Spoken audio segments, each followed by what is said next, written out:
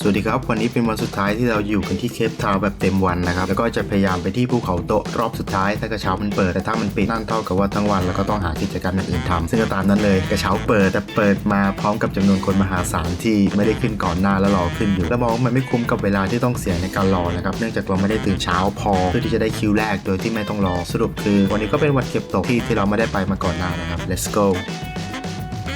วันนี้เป็นวันรองสุดท้ายครับที่จะพักที่อพาร์ตเมนต์นี้เดี๋ยวพรุ่งนี้วันตื่นเช้ามาแล้วก็ต้องเดินทางไปที่เมืองอื่นแล้วครับนอนน้อยมากเลยเราเพราะว่าไอ้ Table Mountain เนี่ยทำให้เราต้องรีบตื่นเช้าเพื่อมารอคิวแล้วตื่นมาก็สภาพอากาศแย่ไปไม่ได้เดี๋ยววันนี้ต้องดูอีกทีนะครับว่ามันได้หรือเปล่าส่วนอาหารวันนี้ก็มีเหมือนเดิมเลยครับเพิ่มเติมคือปลากระป๋องเป็นนอติลุสครับที่เอามาจากไทยส่วนหน้าก็ไม่นะมันดำไปหย่อมๆเนี่ยตรงนี้แต่ตรงกลางเนี่ยมันจะไม่ไหม้นะเพราะว่าใส่แว่นกันแดดตลอดตอนนี้เรามาถึง Table Mountain แล้วนะครับโอกาสสุดท้ายของเราที่จะขึ้นภูเขาโตะเพราะว่าพรุ่งนี้ต้องเดินทางต่อแล้วแต่ด้วยความที่มันปิดมาหลายวันนะครับคนอัดอั้นตันใจวันนี้ก็มากันเต็มเลยครับแน่นตั้งแต่ทางขึ้นจนถึงยอดนะครับรถจอดกันไม่มีที่จอดครับต้องวนกลับมาจอดด้านล่างแล้วก็รถติดอยู่ด้านบนด้วยนะครับสรุปไม่รู้จะได้ขึ้นหรือเปล่านะแม้ว่าเราจะจ่ายเงิน Fast Tag ก็ตามเดี๋ยวไปดูกันอีกทีนะครับแต่ว่าวันนี้ฟ้าใสมากไม่มีเมฆสักก้อนเลยด้านหลังนะแต่ว่ายังบอกไม่ได้ 100% เพราะว่ามันอาจจะมาต้นบ่ายก็ได้จากที่จอดรถด้านล่างก็มีรถชัตเติลนะครับพาขึ้นไปส่งด้านบนแต่ว่ามันก็ต้องขับขึ้นไปรถติดด้านบนอยู่ดีหรือเดินอาจจะเร็วกว่าแต่ขี้เกียจมันค่อนข้างไกลพอสมควร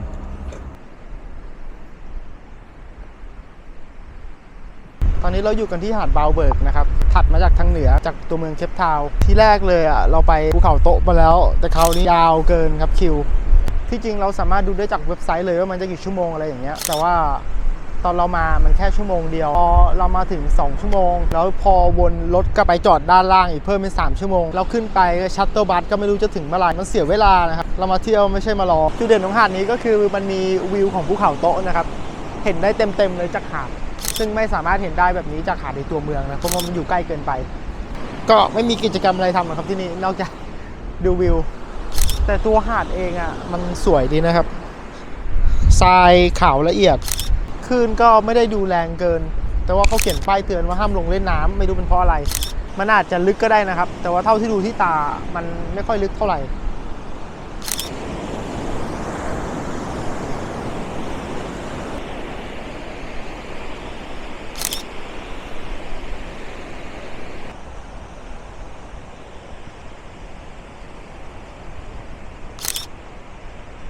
ตอนนี้คนเริ่มมากันเยอะแล้วนะครับไม่รู้มีไอเดียเดียวกับเราหรือว่ามาทำไมแต่ว่าเหมือนคนมาจากในเมืองนะครับไม่ได้คนท้องถิ่นมานั่งเล่นชิวๆริมหาดมาถ่ายรูปเขาเหมือนกับเรานี่แหละ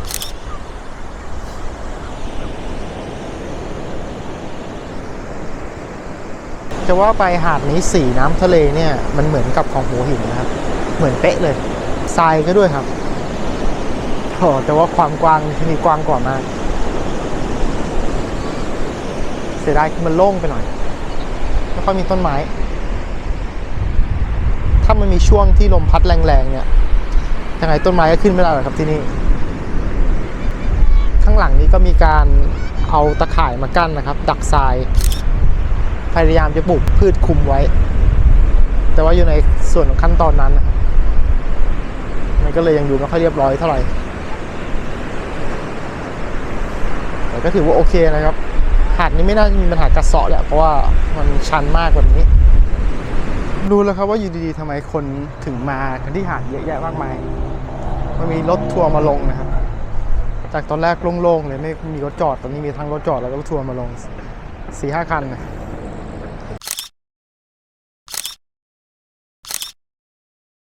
เรามาอยู่กันที่หน้าศาลากลางของเมืองเคปทาวน์นะครับสวยเลยแหละแต่ว่าสภาพแวดล้อมด้านล่างก็มันเป็นตลาดนัดนะครับอยู่กลางแดดร้อนๆแบบนี้เลยแล้วก็มีเพิงเดี๋ยวให้ดูด้านหลังนะครับผมก็เลยถ่ายรูปไม่ค่อยถนัดนะเพราะว่ามีร้านอยู่ด้านหลังจะถ่ายก็ติดร้านไม่ได้ตั้งใจจะมาที่นี่แต่ต้นนะครับแต่ว่าตอนแรกเลยคือเราขับรถขึ้นเขาเพื่อไปดูชมวิวแต่ว่าตรงทางขึ้นเขามีคนนั่งอยู่เป็น10แล้วพอเรา ขับรถจะขึ้นไปนะครับเขาก็เดินกันกลูเข้ามา ไม่รู้ต้องการอะไรต้องการจะติดรถไปนู่นนี่นั่นก็เลย รีบถอยรถกลับมารู้สึกผิดยังไงก็ไม่รู้เราไม่รู้อะครับเพราะว่าประเทศนี้เขามีชื่อเสียงไม่ดีเรื่องปล้นรถฉกชิงวิ่งราวอะไรอย่างเงี้ยนะครับแล้วก็มีคนมาอย่างเงี้ยมันดูน่ากลัวนะครับก็เลยไม่ขึ้นแล้วครับย้ายที่ ด้านหน้าคือสารกลางนี่นะครับคนก็มาถ่ายรูปกับเนลสันเมนเดลานะ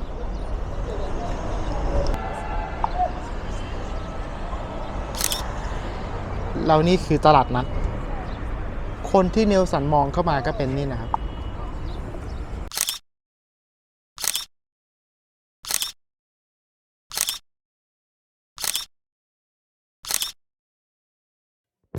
เราเดินต่อมาที่ Castle of Good Hope นะครับสิ่งก่อสร้างที่เก่าแก่ที่สุดที่ยังหลงเหลือมาถึงปัจจุบันของประเทศเซาท์แอฟริกามันอยู่ใกล้กับสารกลางมากใกล้แบบเราสามารถเดินข้ามถนนแล้วก็ไปถึงเลยนะครับเราก็เลยเอารถไปจอดทิ้งไว้ที่นั่นเพราะเห็นว่ามีตำรวจยืนอยู่แถวนั้นมันน่าแปลกที่เนี่ยมันไม่มีที่จอดรถเป็นของตัวเองเพราะว่าที่เห็นคือมันมีอยู่น้อยมากแล้วมันก็เต็มไม่รู้คนไปเที่ยวที่นั่นเขาจอดกันไว้ที่ไหนนะครับ Castle of Good Hope เป็น Bastion Fort หรือป้อมดาวที่คนไทยไม่คุ้นเคยนะครับเพราะว่าบ้านเราไม่มีการสร้างรูปแบบนี้แต่ในยุโรปป้อมปราการรูปแบบนี้เป็นสมัยนิยมของสมัยนั้นแล้วก็สร้างกันเยอะมากตั้งแต่ยุคที่ใช้ปืนใหญ่ยิงกันอยู่ป้อมนี้แต่เดิมตั้งอยู่ริมชายฝั่งนะครับแต่หลังจากการถมขยายแผ่นดินเข้าไปในทะเลแล้วก็สร้างท่าเรือป้อมนี้ล่นขึ้นมาในแผ่นดินก็สร้างตั้งแต่ปี 1616 ครับหรือว่ารวมสมัยกับอยุธยาตอนปลายก็ไม่ต้องแปลกใจนะครับเพราะว่าเป็น Dutch East India Company นะครับเป็นบริษัทที่สร้างที่ก็มาป้วนเปี้ยนอยู่แถวอยุธยาเหมือนกันถ้าสบโอกาสก็คงจะหาทางยึดเหมือนที่เคยทำกับแอฟริกาใต้หรืออินโดป้อมนี้ใช้งานหลากหลายครับเคยเป็นแล้วก็เปลี่ยนมือเป็นของอังกฤษด้วยตอนอังกฤษลบชนะดัชแล้วก็คุกแอฟริกาใต้เป็นของตัวเองนะครับป้อมนี้ปัจจุบันก็เป็นพิพิธภัณฑ์จัดแสดงประวัติศาสตร์ว่าที่เนี่ยเคยผ่านอะไรมาบ้างส่วนตัวไม่ก็สนใจเรื่องประวัติศาสตร์การค้าทาสเท่าไหร่นะครับไม่ใช่แบบว่าไม่แคร์นะแต่เรารู้สึกหดหู่มันไม่ใช่จุดประสงค์ของเราในการท่องเที่ยวในครั้งนี้แต่ก็เลี่ยงยากกับเพราะว่าประวัติศาสตร์และก็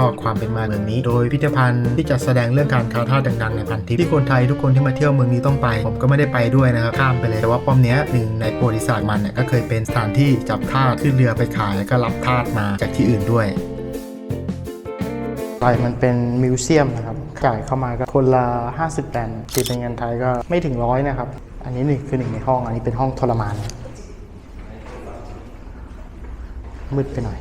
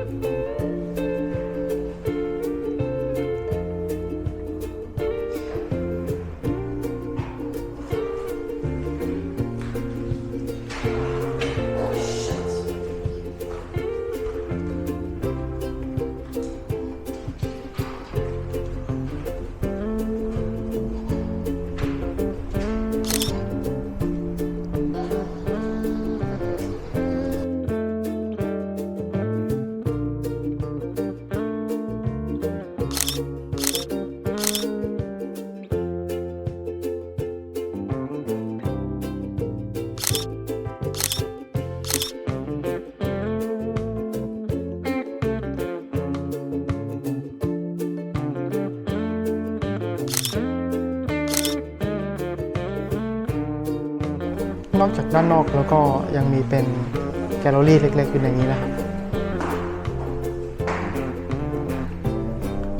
ก็เป็นภาพวาดสีน้ำมัน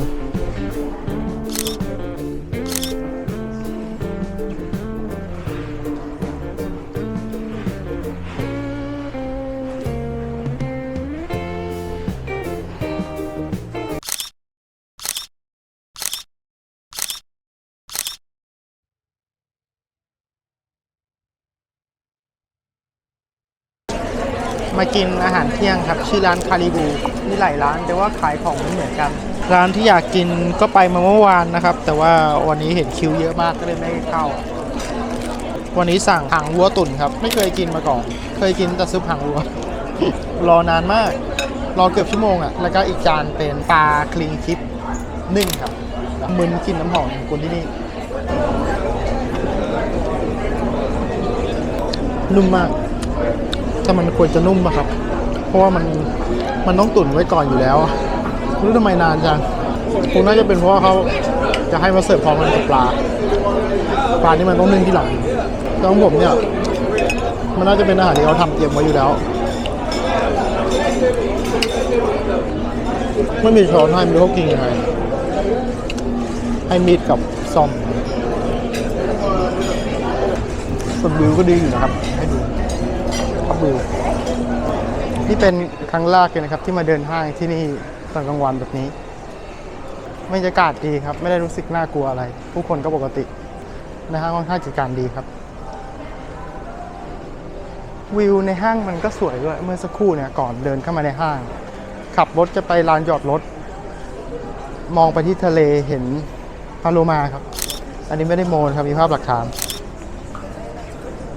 ปลาโลมาอยู่ใกล้เมืองมาก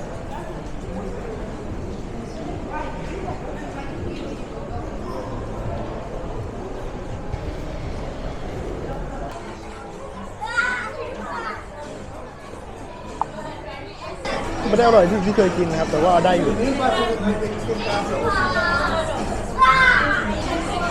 จะสั่งของหวานร้านเดิมก็ไม่ไหวกับพื้นกินน้ำหอมด้านล่างตรงนี้ก็จะมีบูธขายแพ็กเกจทัวร์นะครับมีทั้งเฮลิคอปเตอร์มีทั้งเรือ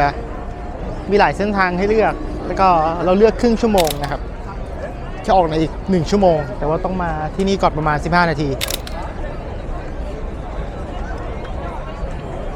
ตอนนี้แสงกำลังสวยเลยเพราะว่าพระอาทิตย์ไม่อยู่กลางหัวแล้วถ้าในอีก1ชั่วโมงก็น่าจะสวยกว่านี้อีกเดี๋ยวมาดูกันครับ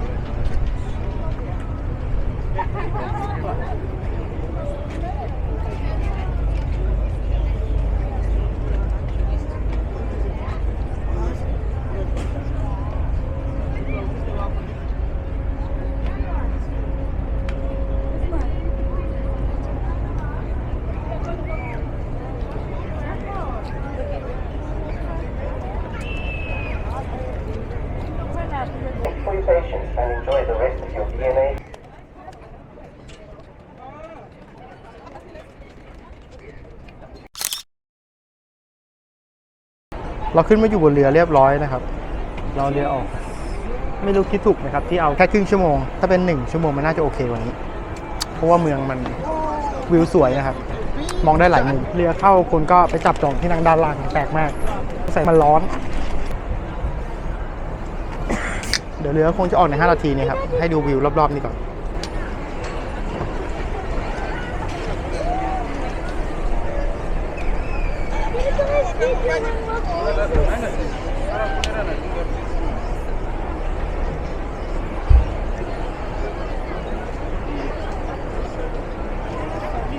ที่นี่ไม่ค่อยมีนักท่องเที่ยวเอเชียนะครับ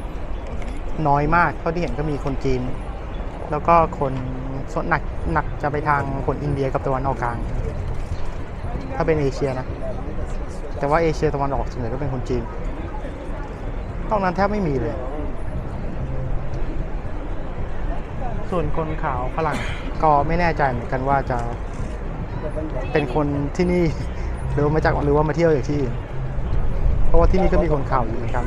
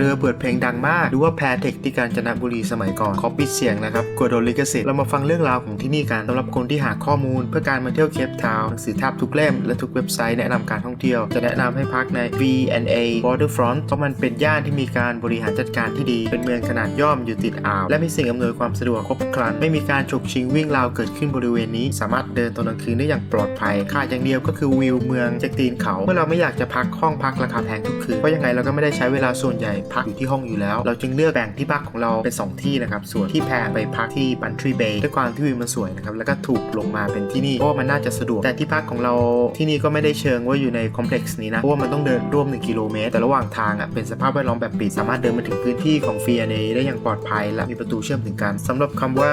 V&A Waterfront V ย่อมาจาก Victoria ซึ่งเป็นควีนอังกฤษสมัยนั้นส่วน A ย่อมาจาก Alfred ซึ่งเป็นลูกชายคนที่2 Queen Victoria ขณะนั้นก็มาประจำการกับราชนาวีอังกฤษที่เคปโคโลนีซึ่งเป็นอาณานิคมของอังกฤษในตอนนั้นปัจจุบันเคปโคโลนีก็คือประเทศแอฟริกาใต้นี่แหละโดยเจ้าชายอัลเฟรดเป็นผู้สร้างท่าเรือที่เคปทาวน์บริเวณ V&A Waterfront ปัจจุบันและบริเวณ V&A Waterfront นี่แหละก็คือบริเวณที่เป็นจุดเริ่มต้นในการสร้างเมืองโดยดัชสร้างมาก่อนแต่ว่าแพ้สงครามก็โดนอังกฤษยึดไปสร้างต่อนะครับท่าเรือแห่งนี้ก็เป็นท่าเรือที่เก่าแก่ที่สุดที่ยังใช้งานต่อเนื่องมาถึงปัจจุบันนับเฉพาะซีกโลกใต้นะส่วนบริเวณโดยรอบบางส่วนเกิดจากการถมทะเลนะครับเพื่อขยายพื้นที่แล้วก็มีการพัฒนาต่อมาเรื่อยๆสร้างเป็นโรงแรมห้างพิพิธภัณฑ์รวมไปถึงแลนด์มาร์คเนื่องจากท่ามันเก่าแก่และก็เป็นย่านเมืองเก่าที่มีสิ่งก่อสร้างทางประวัติศาสตร์อายุหลายร้อยปีหลงเหลือจัดแสดงอยู่เอาจริงๆผมว่ามันเหมือนท่าเรือคอมเมอร์เชียลสมัยใหม่ทั่วไปที่พยายามเรียนแบบของเก่านะเพื่อให้ได้บรรยากาศมันดูแลดีและดูดีจนลืมนึกไปเลยนะครับว่ามันมีประวัติศาสตร์ว่าตรงเนี้ยมันไม่ใช่